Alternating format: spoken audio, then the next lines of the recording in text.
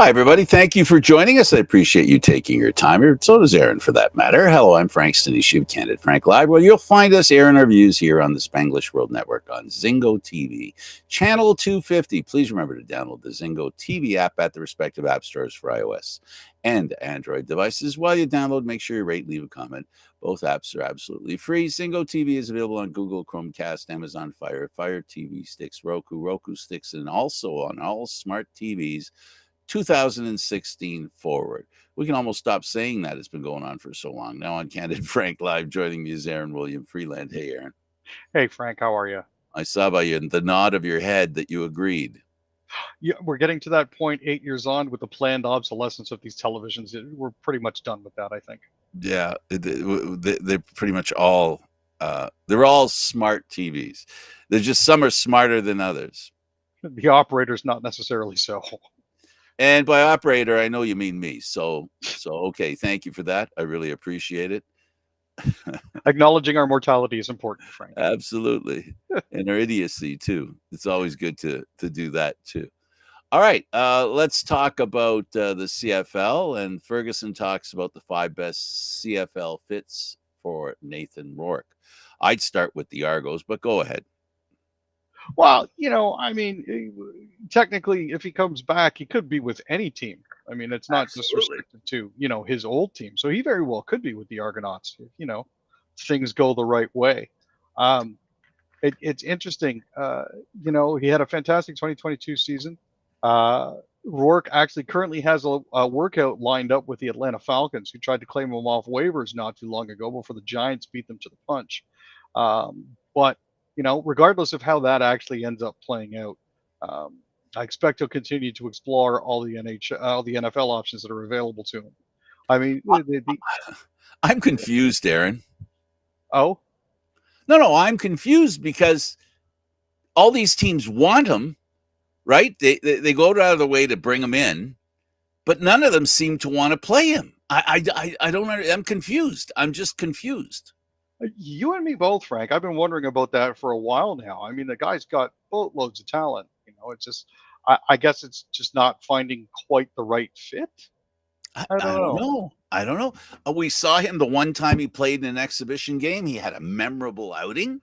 I mean, the kid can play. He's great. And, they're getting in the way of a CFL team being able to bring in a real star player, right? And hey, if a team like Edmonton picks him up, all of a sudden you've got real competition for a playoff spot in the West, and that would be nice. That's true. But BC would also be a great fit for him. Uh, Yeah, but they I, don't need him. I, well, I'm, not I'm, necessarily. No. they don't need him. I'd want to see him go to. The only reason I'd want him to go to the Argos is so that the Kelly thing can fade away. You know, I'm not trying to criticize the kid, the young man, and what he's been through, but at some point that's not going to go away. Everything that happened is going to simmer, right? It's going to simmer, and there's going to be something that happens that he may or may not have done.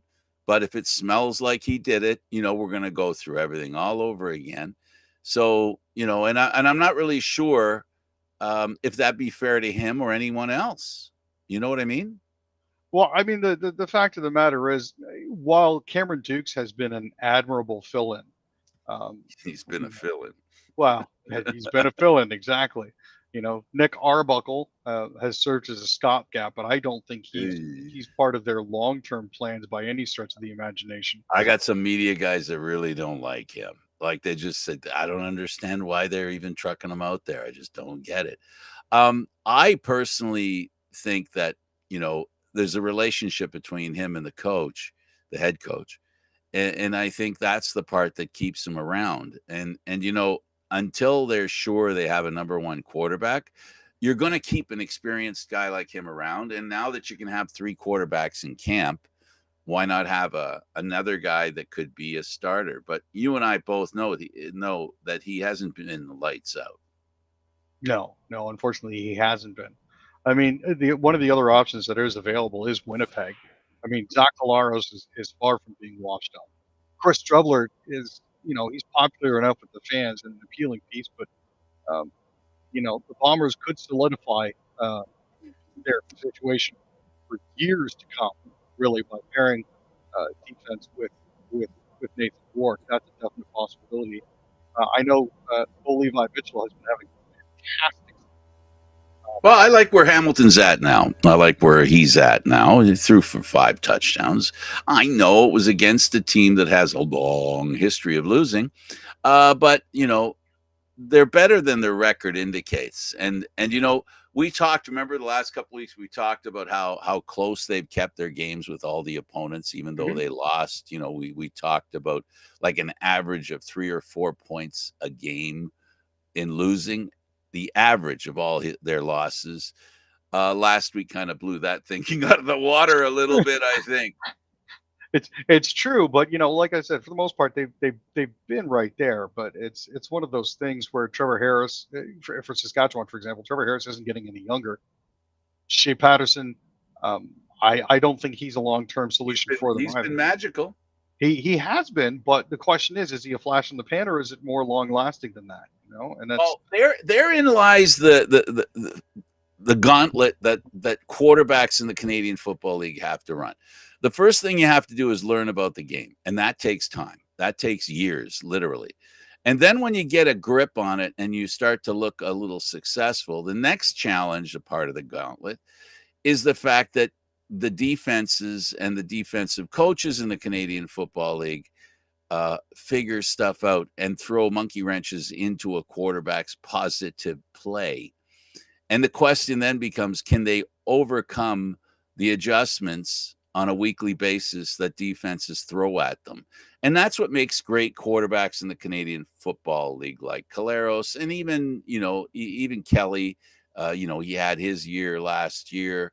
Other great quarterbacks. That's what happens is they begin to play great no matter how much the defenses figure them out, and then they adjust. And that's the thing that the quarterbacks need to be able to do. When we talk about Patterson in Saskatchewan, it's how does he adjust once they figure out what he's doing now and how to make it not happen, and then does he have the ability to adjust? So we do know that our Canadian quarterback in the NFL has the ability to adjust. He was an MVP, so he'd help the Canadian Football League. And who doesn't want to help the Canadian? Who doesn't want to see the Canadian Football League helped? exactly. Plus, also, I mean, can you absolutely imagine how crazy it would be if MLSC threw all of their marketing might behind this kid? He has he has not been a problem with any of the teams. We haven't heard. We didn't hear anything when he was in BC. He seems to keep his nose clean. And a big corporation like MLSC can do a lot with a guy like that, right? But, how can they, full-throated promotion of the quarterback they have now that's sitting on the sidelines because he did something that was not nice.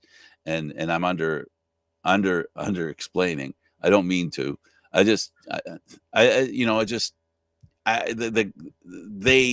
have an opportunity to promote Kelly, and Kelly has an opportunity to prove that he deserves to be promoted. But that's what has to happen next, is he has to prove that he has the ability to come back to the Argos and be, a positive influence on the team, because, there was some negativity there that needed to be ironed out. Like, at the end of the day, if he has receipts and he's proven that he's put in the work to try to improve himself and he doesn't relapse, that's the most important part.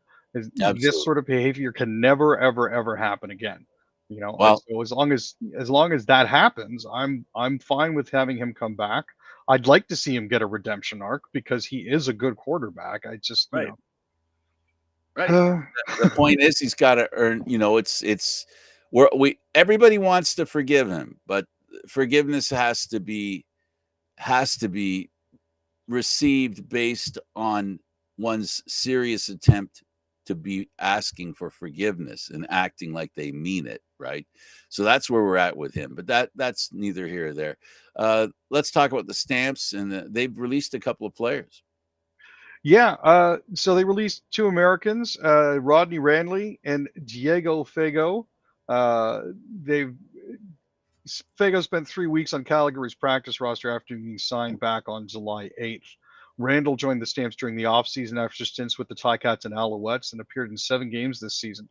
Um, Not 100% sure what the deal is with this. I'm assuming it's going to be one of those budgetary things again. A lot of CFL teams seem to be running into that issue an awful lot this season. So I wouldn't be surprised if that was the case. They obviously won't be in action on Sunday when they play host to the Argonauts at McMahon, but hopefully those two gentlemen will pick up with another team that could use their services. Absolutely. The Owls removed Cody Fajardo from the 6-game injured list. That's good news. There's a good quarterback coming back to the Canadian Football League. Definitely. The team announced Tuesday morning that he was going to be back yesterday. They had moved Fajardo to the 6-game injured list last week after a hamstring injury. He took him out in the early stages of their loss to the Toronto Argonauts. Now, the Alouettes won their one game without Fajardo in action, thanks in large play to Davis Alexander. He made his first 12 passes when he got into the second half of the Owls game against the Roughies, and sparked the Montreal offense, allowing them to outscore the Riders 17-3 in the second half of a 20-16 win. He was 15 of 18 for 178 yards, and the Owls are going to be facing off against the Tiger Cats on Friday at Tim Hortons Field, so that should be interesting. Yeah, and this is a rejuvenated Hamilton Tiger Cat team playing Grey Cup champ. So it's going to be interesting. Going to be very interesting. That'll be a great game to check out. Now let's go over to the Blue Jays, where I don't know if the GM's phrase retooling fits what they've done. They've traded 8 guys, brought back 10. That's a little more than retooling, Aaron. Well, the way it looks is it looks like they've basically shipped out every pending free agent on their roster. 8 players in 6 days. They actually got 14 players back, but some of those are minor league baseball prospects, so they haven't necessarily been included because they're not necessarily going to make the roster right away. Yeah, I'm assuming that the 10 that you've listed are ones that have a shot at making the team. Yes. Obviously, Atkins was saying they didn't want to be at this point where we are trading players away. Really? Wow. Really? Obviously, They don't want to lose, but that's the way it works sometimes. See, I would never have thought of that statement coming out of anybody's mouth. Really? I mean, you don't want to do this? You don't want to trade 8 players away? You don't want to be in the position where you have to trade 8 players away? So, Kiermaier's got a new home with the Dodgers. Trevor Richards. For him. Yeah. He's got a new home with the Minnesota Twins. IKF, or Isaiah Kiner Falefa, has gone to Pittsburgh. Justin Turner and Yimi Garcia have both gone to the Seattle Mariners. Nate Pearson went to the Chicago Cubs. He plunked somebody in his debut. He got kicked out of the game. In his first game. Danny Jensen's with the Red Sox now, and Yusei Kikuchi has gone to the Houston Astros. I read that was of all the trades that were made, that was the one that returned the best players. From what I'm hearing, it does sound like that. The ones that I'm kind of upset about, both Turner and Danny Jensen both just had kids, and that's like less than 3 months ago. It's going to be tough on the family to move, but I can see them doing what they had to do. I mean, in return, we're not getting a bad crop. We got Ryan Yarbrough back. He's a left-hander from the Dodgers. We got Jay Harry from the Twins, Charles McAdoo from the Pittsburgh Pirates, R.J. Schreck from the Seattle Mariners, along with Jonathan Chase. Yeah, Schreck. Okay, can you imagine the tie-ins? Keep going. I'm waiting for those green Schreck jerseys. Seriously, it's going to happen. Come on, we had Pena Power a few years back. It's going to happen. We also got Hendrik Pinango from Chicago, along with Josh Rivera. And the one that actually brought back the most for us was Danny Jansen to the Red Sox. We got Edinson Polino at shortstop, Cutter Coffey, and Gilberto Bautista. So that's an interesting crop from them. Okay, that's it for baseball. Let's move over to the Olympics, and Canada won their soccer game. Oh, great relief too. We all heard people talking about, well, what the Olympics did wasn't fair. It wasn't the players that did it. It was management. You're really punishing the players, and the players turned around and went, hold my beer. Essentially, as most of our viewers will know, Bev Priestman was banned from the sport for a year. Joseph Lombardi and Jasmine Mander were also suspended, and the association handed down a 175,720 pound fine. Um, Along with this, there was an independent investigation that was started based on claims that Bev Priestman made that this sort of thing has been going on for years. Oh, wow. Yes, they were bringing Herdman into the situation. Yeah, they were. There was also an email from a staffer who refused to be part of the scouting project, as they called Oh, it. So yeah, there's been a lot of stuff that's gone on with that. Um, I almost feel it was like I almost feel it was like they were trying to she's trying to deflect blame from herself and say, well, we're not the only ones that are doing it. Everybody's doing it, so it can't be yeah, that. yeah, You yeah. know, Deflect, yeah, that's one term. I would just call it basically not taking responsibility for doing something that, yeah, regardless of who else is doing it, you've been caught doing something that just straight up is not right. Now, if other teams are doing it, other coaches are doing it, other players are doing it, whomever is doing it, then they should be. There's been a baseline created, right?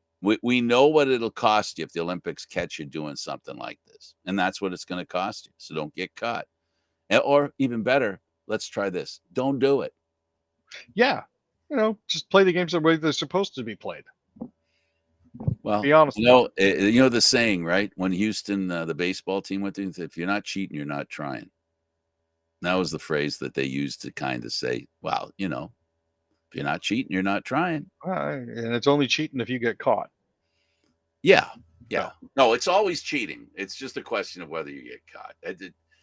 They're not getting away with that. Cheating is cheating, and you know what? We've developed a society that actually believes that statement. It's like it's like that statement where greed is good, right? Is it good? Like, is greed good? There you go. Well, that's the same thing. Cheating, greed, is it all good? It depends who's doing the cheating. If your people are doing it's I always attribute it to the same thing as in hockey when you have your fighter, their fighter, and everybody goes, "Well, my fighter better beat the crap out of their fighter." well, if our fighter does it, it's justified. If their fighter does it, he's because he's a goon. That's there's You underlined the statement that I was trying to make. Thank you for doing that. All right, let's talk about the Dutch and oh boy. yeah, this is a difficult situation. Speaking of scandals, one of their beach volleyball players, Steven van de Velde, um, was convicted of raping a 12-year-old British girl when he was 19. Now, the Dutch Olympic team basically said, "Yeah, we're hiding him. We want him to do his sport as best as possible at a tournament that he qualified for." He was sentenced in 2016 to 4 years in prison on 3 counts of raping a child that he had met on Facebook.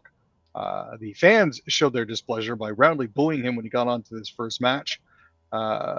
He and his partner, Matthew Immers, eventually lost that game to Italy. But instead of being made available after the game, Van de Velde was ushered away by 3 security guards, leaving Immers and Van Vliet to face more than 50 journalists. So it's one of those where good at sports is doing a lot of heavy lifting again to excuse basically inexcusable behavior. Yeah, well, which is unfortunate. absolutely. Let's move on to the Speed Demon, a goddess, Summer McIntosh. Great Canadian swimmer. Absolutely fantastic. She's going to have a chance to add a second gold medal tonight, I believe. She ended up winning her 400-meter IM race, which was absolutely fantastic. And, at only 17 years of age, the only place for her to go is up. So, she's been absolutely, she's basically a cardiovascular mutant when it comes right down to it. One of the good ones.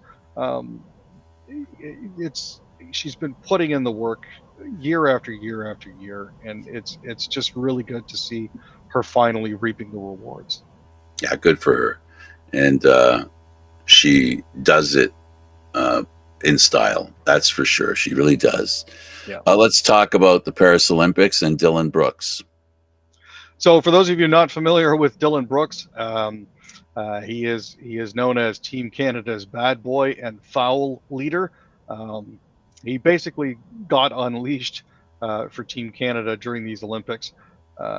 He played a massive part in limiting Giannis Antetokounmpo's first half performance during Canada's tournament opening win over Greece by putting up 14 points and 5 defensive rebounds in just 24 minutes of playing time. He got to do it again on Tuesday against Australia. He posted 16 points, 3 boards, and a plus 11 mark as Canada forced Australia into 11 turnovers, which is absolutely unheard of.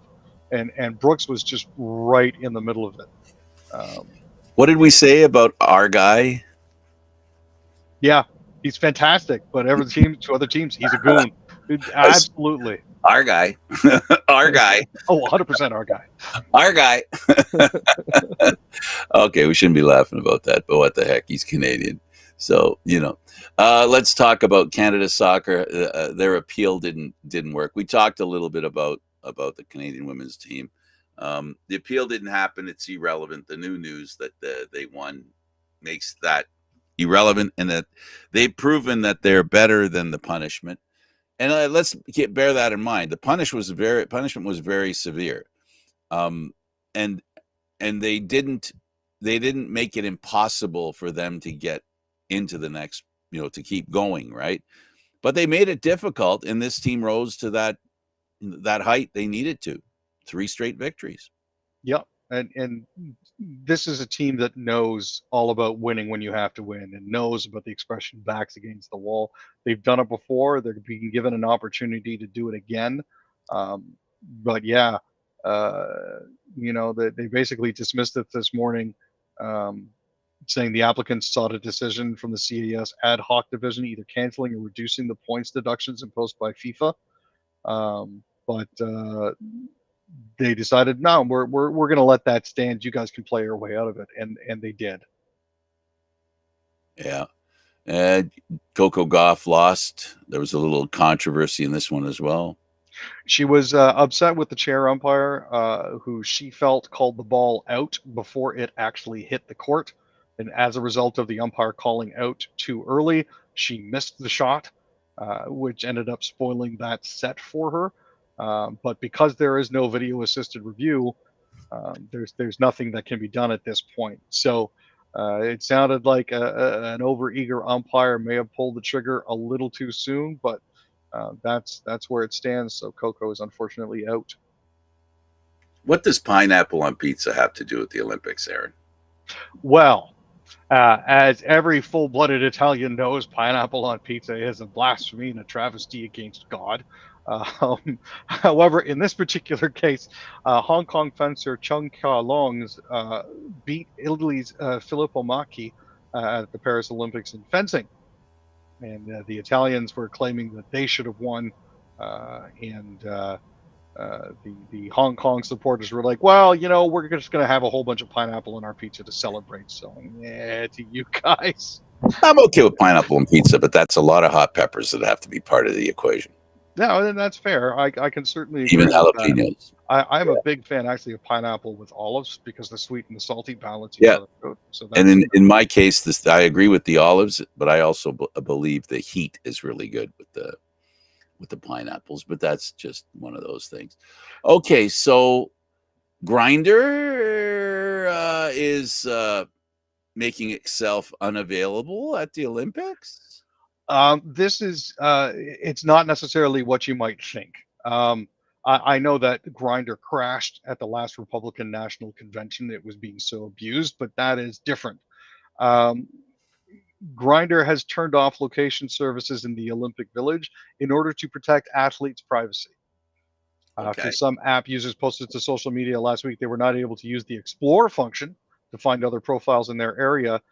Grinder confirmed in a blog post that it had disabled its location-based features for the Olympic Village, where competing athletes were staying in Paris.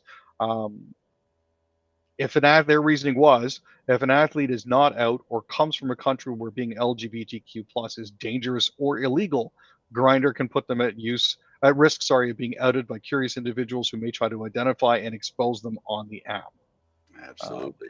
So I understand them doing that. Also, you're competing. You shouldn't be having sex anyways. It's bad for your performance. Every Grey Cup, I every Grey Cup. I'm sorry. I tried to keep Always it the question: how do you feel about the players having sex before the Grey Cup? It's always the question, and it's actually the one the reporters they argue over. No, they don't argue. They debate who will ask the question because it's a question that has to be asked. Let's go to Formula One, and apparently Williams has made a signing. Yeah, there has been a lot of speculation with Carlos Sainz's ride because he's out and Lewis Hamilton is in. So heading into silly season, shortly after the last race at Spa, the news broke that Carlos will be racing alongside Alex Albon for Williams Racing for 2025 and into the new F1 regulations era in 2026. Williams also said that they want to thank Logan Sargent for his hard work and dedication over the past 2 years. He became the first U.S. driver to score a point in 30 years when he finished 10th in Austin last year. Good for him. Oh, yeah. No, it's absolutely fantastic. But Williams has always preached that in order to develop properly, they need to bring in somebody with proven race pedigree. Sainz has 3 victories, 23 podiums, and more than 1,100 career points, and is 5th in this season's championship standings, which is only going to help Alex Albon. Staying in Formula One, Alpine has a new principal, and I don't mean a teacher principal. No, Alpine Racing. Alpine is a subdivision of Renault. They're the ones with the fancy blue and pink cars this year. Have decided that High Tech Racing is going to be joining their stable in the parsonage of Oliver Oakes. He is going to be replacing Bruno Famin, who is departing just after a year in the role at Alpine. Now, this is Oakes' first job in Formula One, but he brings with him a wealth of racing experience as well as engineering know-how. So things are looking slightly more positive for Alpine going forward. Tell me about Red Bull and some of the decisions they're making staying in Formula One.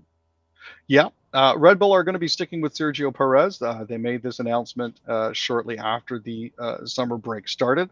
Perez has been having, for those of you who watch, a bit of a difficult time. So they said that, well, we're going to be continuing with the same lineup going forward. Helmut Marko said that he was disappointed with the way that Perez had been driving, especially his performance at Spa. And Christian Horner has described Perez's form as unsustainable. But the fact that he qualified up near the front and managed to keep himself in the top 10 to get points provides a little bit of certainty. Plus, they just re-extended the guy. So to ditch him, at the halfway mark of the season. May not be counterintuitive. Yeah, exactly.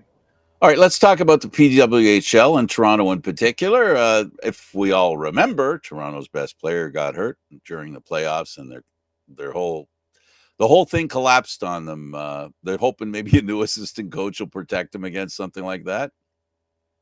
They're hoping. Jim Midgley was a head coach in the QMJHL last season. He spent last season as a head coach of the Halifax Mooseheads. Now, that was his second stint with the team. He previously served as a head coach during the 2017-2018 season before the promotion and was an assistant from 2011 to 2017. The Mooseheads won the Memorial Cup in 2013. And Midgley was also a member of the New York Rangers bench staff as an assistant coach from 2021 to 2023. So this is an opportunity for him to bring his knowledge of that there. He's also spent time with the Philadelphia Flyers and serves as an assistant coach with the DEL's Eisenhorn Roosters and the Q's St. John Sea Dogs. So he's bringing a wealth of experience with him, and we'll be interesting to see what he brings behind the bench. Absolutely. And the cock crowed 3 times. Always laughed at that in the Bible. The AHL All-Star Nick Patan has decided to go to the KHL. Yeah, Oops. Okay. So that's Nick Patan has decided to go to the KHL. And as you all may know, he's a former Maple Leaf and, a good player. But, now let's see. I'm going to get Aaron's stuff and I'm going to try and keep up what he wanted to do. Apparently, the bank rates cut their interest rates, and they're hoping there'll be a rise in prices, vehicle sales, and stuff like that.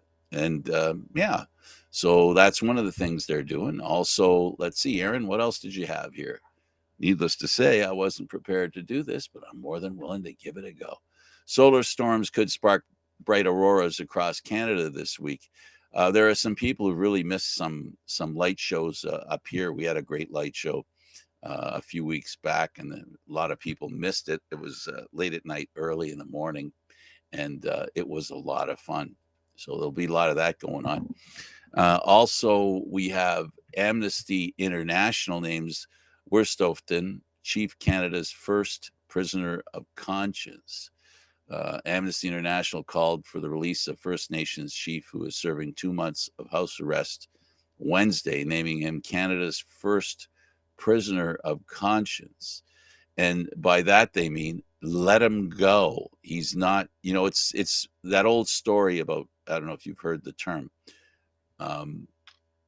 Oh, good trouble, I guess, is the best way to describe it. He's a person who's gotten into some good trouble. Hey there, Frank. I'm back. Can you hear me? Yeah, we're up to BC and the way the heat is. Oh, perfect. Sorry about that. I glitched. No worries. I muddled through a few things and didn't do as good a job as you would do, obviously, but it's done. Well, the good news is recent rains and cooler temperatures have actually knocked down wildfire activity in parts of BC, especially in the north. But another hot and dry spell is expected to settle in across the southern interior, which is what interior officials said Tuesday. Sorry. Emergency Management Minister Bowen Ma said that the weather has offered much needed relief to communities and firefighting crews. Several evacuation orders and alerts have been listed around the Antler and Shetland Creek blazes. There are currently about 1,350 people who are currently under evacuation orders, primarily in central Kootenay. Another 2,800 people have been told to be ready to leave on short notice. Now, conditions have improved to the point where the province is lifting campfire bans in the Prince George and Northwest fire centers, effective noon Thursday. But the prohibitions will be reinstated if conditions change for the worse or if people get stupid when it comes to their fires. In Coutts, Alberta, there's a murder trial you want to tell us about. This has been ongoing since the trucker blockade a couple of years back.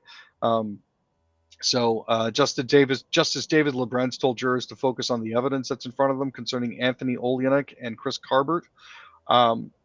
I don't think it really helps the defense's situation when one of their lawyers actually called one of them a little bit of a nut bar, but mostly harmless. We'll have to see how that goes. Jurors saw a lot of text messages exchanged between protesters who characterized the blockade as a last stand, with one saying he was prepared to go out in a body bag. The judge told jurors that to convict on the murder conspiracy charge, they have to find that there was collusion to commit violence, and if so, that Olenek and Carbert were part of it. So they've been given their instructions, and they're going to be going to the jury for deliberations later today. Explain to us why Colombian President Pedro wants Venezuela's Maduro to release detailed vote counts from election. I assume it's the Venezuela election that he wants. Yeah, so Venezuela had a general election on Sunday. At one point, the opposition, meaning not Maduro, was actually up by 30 plus points in the polls. And then what happened? Well, a lot of the voting boxes got stolen by masked thugs, and suddenly the government was declaring that they had won. So a little bit of cheating and collusion going on there. They even staged choreographed celebrations to try to drive the point home. But there's been a lot of reaction to that. There's been the tearing down of statues. There's been mass protests of hundreds of thousands in the streets. So Colombian President Gustavo Petro joined 4 other foreign leaders in urging Maduro to release detailed vote counts. Brazilian President Luiz Inácio Lula da Silva, along with Joe Biden, called for the immediate release of full, transparent, and detailed voting data. But unfortunately, the fears are out there that some of it might never come to light, just because the evidence will have been already destroyed. Um, what do you do about something like that? I mean, you know what I mean, Aaron? I mean, you can't go into a country and say you got to have a free and fair election. You know what I mean? Like, you can't go in there and do that. Or if you want to, how do you go about doing something like that? This is a tough thing to do. And well, how do you do it? I got another question, but I'll drop that one first. How do you do this this numbers check? How do you make it work? See I that, mean, and that's the problem, right? Once the polling boxes get to where they're being counted, and everything is unsealed, there's no way to preserve the integrity of the ballots. There's no way to ensure, that nothing uh, underhanded is being done, and that's the real problem that we run into. Um, I know our producer is saying that a lot of it was electronic, but there's footage out there as well of masked individuals carting off boxes full of votes a lot of the favored way to vote is paper, because paper you can count. I understand about the electronics, but sometimes the simple thing is, and here's what I'm going to say about it. How do you help Venezuela be a democracy? I believe, Aaron, the answer is simple. No, it's not simple. That's not wrong. That's oversimplification. The way that it works, the way it has to work, is that the more democracies are saved around the world, the harder it is for the autocracies to take over. If being an autocracy doesn't work, right, it helps other countries to make it not work as well. So my point being that America is the shining house on the hill, right? That's how they sell themselves. And if they have a free and fair election, and even under the duress that they had last time, we know now, looking back, that there was a clear attempt by Trump and his cronies to steal the election, all the while claiming the election was stolen. And then they created some rules to try and protect it. Essentially, what I'm saying is the America can lead by example. And what happens is, and I believe this wholeheartedly, if America or other countries prove that democracy can work and they can fight people who cheat, those examples will cause places like Venezuela, for the people there to believe they can fight the crooked nature of their leadership, right? And that's how democracy wins. That's how we as people survive, that we support each other by being a better example of how to do things. No, for sure. And this upcoming election in the States is so important for that, right? And Yeah, I know absolutely. everybody says it's a bellwether, and this is literally the canary in the coal mine. If they can't come around to doing it, then that's the problem. Well, if America can't maintain democracy in a way that is transparent, and that's the key word here, that is transparent, right? And in its transparency, denial of election results becomes more difficult, then democracy stands a chance. Um, well, what we're looking at right now, for example, in America, what we're seeing right now is there is an Asian uh, brown woman running for president against a white supremacist.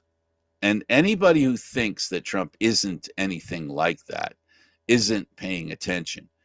Recently, Trump's been saying out loud at least a half dozen times in the past week or so, if you vote me in this time, you won't need to vote me in next time. I don't know how many people have to hear that and not understand what that means. Well, there are folks that are trying to explain that away, They always do.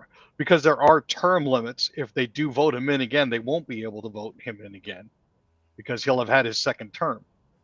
That is one way that they've been trying to explain it. The more insidious and Project 2025 endorsed way is that he's going to be a dictator. He's going to take over if he gets into power again and change the rules so that nobody will ever have to vote ever again. They're talking about removing tens of thousands of employees that make the government work and replace them with people who only serve Donald Trump. Yeah, loyalists. It is a quiet coup. He's attempting a second quiet coup. So what's happening as well is when he says that stuff, Aaron, I really do find it crazy. You know what? I'll use the word the Democrats like using now when it comes to Trump and his cohort. It's really weird. And they're really weird with what they're doing. It's weird. It doesn't make sense. But, you know, the weirdness doesn't scare some people. The weirdness, there are people out there who gravitate to the weirdness. That is true. There are people that are drawn to it, and I am at a loss as to explain how that cult of personality actually works, because it makes no sense to me whatsoever. I don't understand how, in the face of all of his massive contradictions, he continues to be popular. Well, if you believe as the majority, and you believe you are the majority, and if you believe that you are entitled to be, you know, that you've got your Christian nationalists that support Trump, that believe that their way is the best way, and the only reason they're not in control right now is because of all the illegal people that have come to the country and the rights that have been given to people who really should never have been given those rights. Because that's what the going back is all about that Kamala Harris talks about. No, it's very true. You know, this is, and again, like I said before, this is a watershed moment for basically for governments and for democracy. If America can pull themselves out of this, this is proof positive that democracy is a viable experiment and it can keep going. Here's the thing about Russia, and they're not a democracy. They're clearly not a democracy. They've become a country at war, trying to, I don't know, reinvent previous glory, right? And what they've learned in that situation, because that's what'll happen, is that there are going to be sacrifices made. People are going to die. Young men are going to go to war to defend, basically, aggression that is not part of how we want this world to be, right? We want everybody to feel safe and not under attack. And this is what's scary for me, not as a person who may be asked to sacrifice my life if I was in that situation, but the young people that don't deserve to go through that, like those young men that are going through what they're going through and dying in a war against Ukraine. I worry about them. People need to really understand that there are people dying because of his power grab. And I'm not mentioning the ones in Ukraine. I'm only trying to point out that even he, as the aggressor, has his people and he's using them as cannon fodder. And that's the truth. There have been a lot of high-ranking officials who have mysteriously fallen out of closed windows in Russia. You know, Putin seems to yearn for the days of the strong men, and the only way that can be achieved, like with the states, is basically perpetual war, which is never going to work. Well, you know, it's something that blows my mind that we live in a world today where young men and women, I'm not sure in Russia whether there's that many women when they were a communist country, they put on the airs of women and men were equal, right? And did the same thing. I'm not sure in this regime that he runs. I haven't heard really a lot about the women going off to war. So democracy is for me what it means is how to have conversations that keep us at peace. That's what democracy means to me. It means an opportunity to discuss things so that we do find peace. No, for sure. I agree with you on that. It's again, it's one of those things that you look at the results and what they're trying to achieve, and it's hard to reconcile taking that route to get to your destination. You know what I mean? Where's your money on who's going to be the vice president, or who's going to be up to be vice president with on the ticket with Kamala? From a strictly chaos perspective, at least with what it would do to conservative brains, I would love to see Pete Buttigieg get the nod. Oh, that won't happen. No, for very obvious reasons, it won't. He's been considered. No. I really believe. I don't think it's a coincidence that next week they're going to be going on tour in Pennsylvania, and they've already announced that next week the candidate for vice president on the ticket for the Democrats will be going on tour in Pennsylvania with Kamala Harris. And I'm just wondering whether it's a coincidence.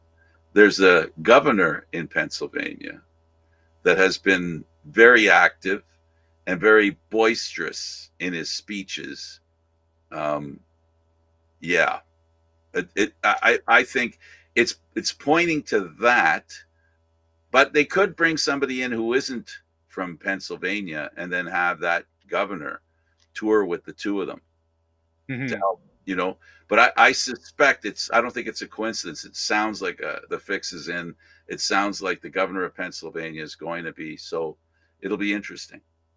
So we're talking about Josh Shapiro here, correct? Of course we are. Yeah, no, Roy Cooper was another name that was floated, but again, the issues that arise with that are the whole, what are the Republicans going to do behind their backs?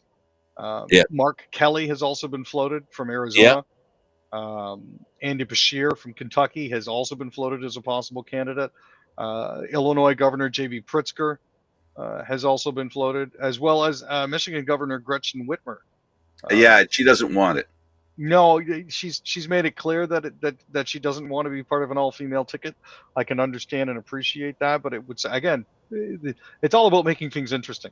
I for one would embrace the yeah, I get what you're saying, and for me, it's about winning the election, and right now the difference, what the trends that have happened since Biden left and Kamala took over. The black states, the states where there's a heavy influence of black individuals, Kamala Harris is doing better there, and that would be like the Carolinas and other places where the black community is larger. Mm-hmm. So they're doing better there. Where they're going to need help is in places like Pennsylvania. I don't know if they can get Ohio. That would be, if they get Ohio, if next year, if the Democrats get Ohio, that'll mean they'll probably have a pretty good clean sweep in the election, because Ohio's, I think, the most difficult one for them to turn over.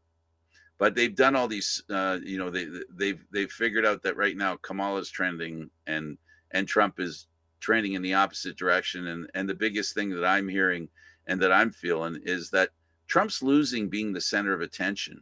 Have you noticed? And I can't imagine him liking that. He's not happy about it, to say the least.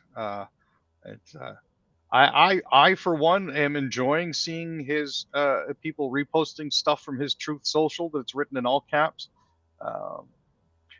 I don't know if you saw any footage, but he was at a conference today for the National Association of Black Journalists in Chicago. Oh, that was a firestorm. Oh. That was a melee over there.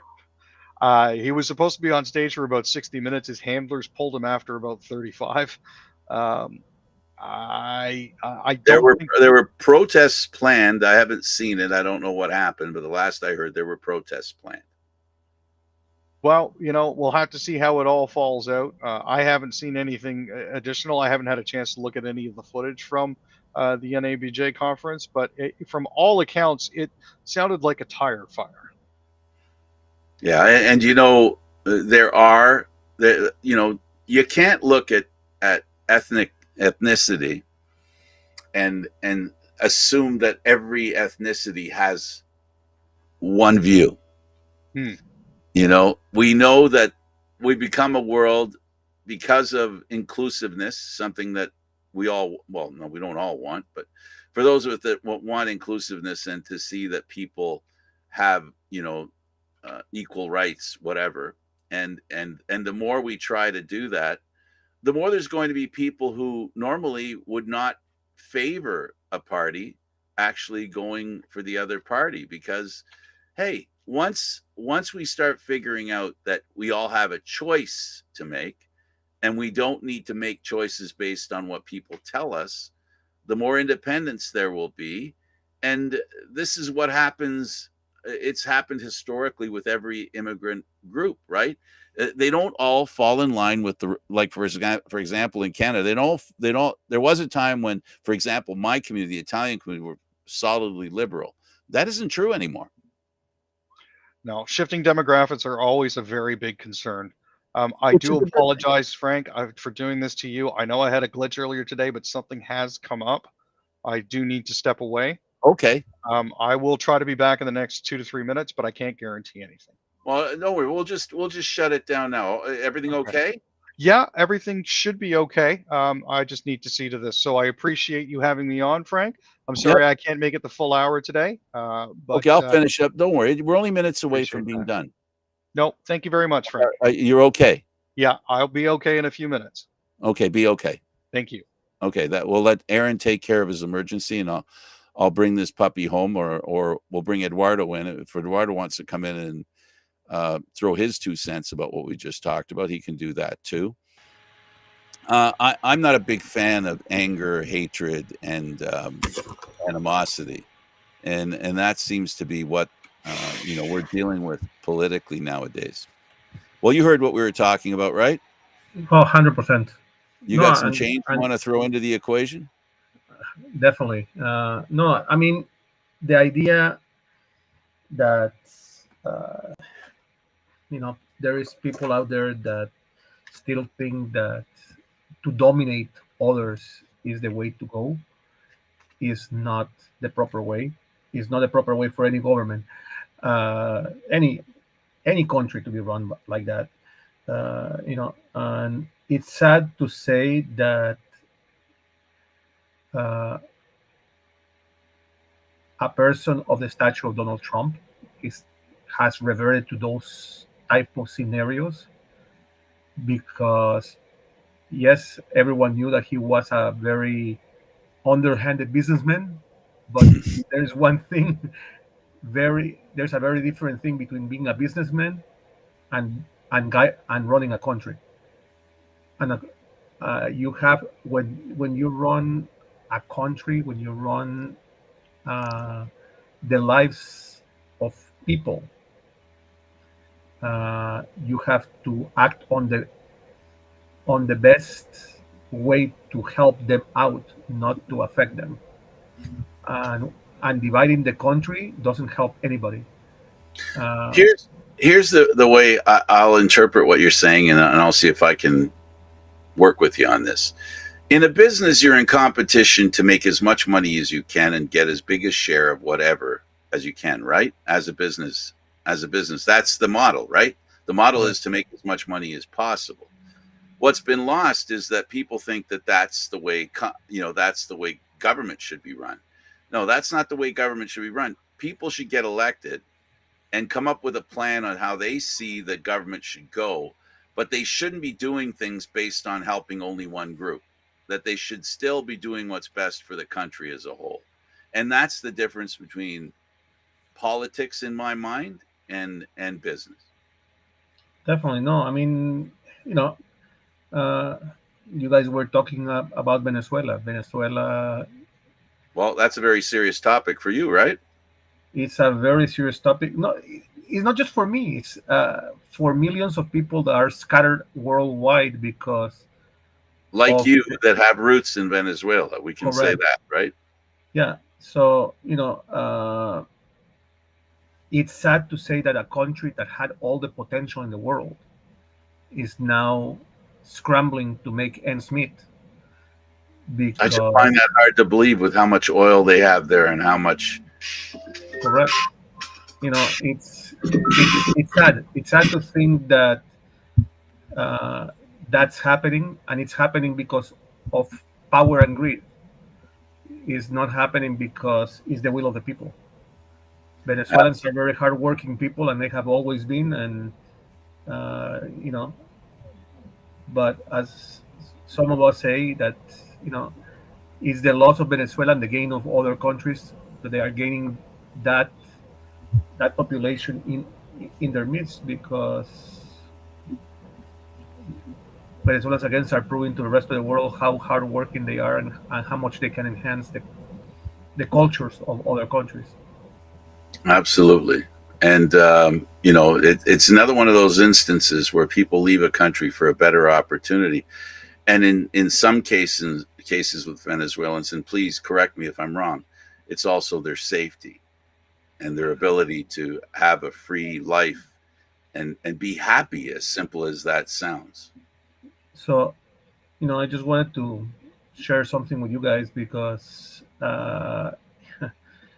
it's very difficult to see what's happening in the Venezuelan uh, world right now. I mean, Well, what do you think of this Maduro thing and the election? Some are suggesting that the election was won by the other party, and he's saying no, it hasn't, or the government's saying. so, Is there any truth to that? And So- from what you know, so from the reports that my wife received, yes, it was a victory. Not that it was a landslide in any sense of the word, but it was won by the opposition. Now, the numbers that okay, Eduardo, we gotta go. This is Okay. Aaron. I want to find out why he's calling me. no problem. Okay. All right. Listen, thanks everybody for doing this. Really appreciate it.